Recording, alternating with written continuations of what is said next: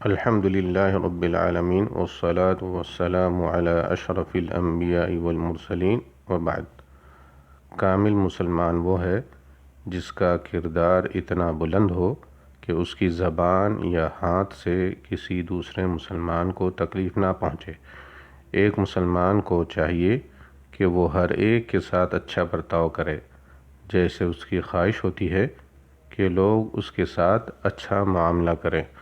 اللہ تعالیٰ کا ارشاد ہے وَالَّذِينَ يُؤْذُونَ الْمُؤْمِنِينَ وَالْمُؤْمِنَاتِ بِغَيْرِ مَا اكْتَسَبُوا فَقَدِ احْتَمَلُوا بُهْتَانًا وَإِثْمًا مُبِينًا، اور وہ لوگ جو بغیر کسی قصور کے مومن مردوں اور مومن عورتوں کو تکلیف پہنچاتے ہیں، انہوں نے یقیناً بہتان اور صریح گناہ کا بوجھ اٹھایا۔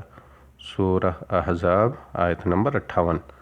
رسول اللہ صلی اللہ علیہ وسلم ارشاد فرماتے ہیں المسلم من سلم المسلمون من لسانہ ویدہ، مسلمان وہ ہے جس کی زبان اور ہاتھ سے دوسرے مسلمان محفوظ رہیں۔ رواہ البخاری و مسلم۔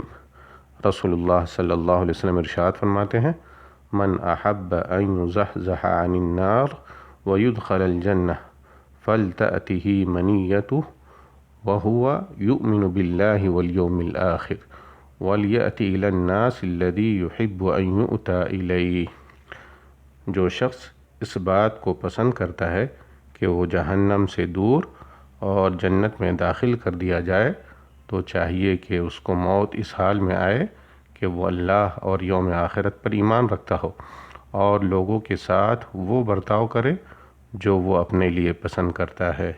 واللہ تعالی اعلم، والسلام علیکم ورحمۃ اللہ وبرکاتہ۔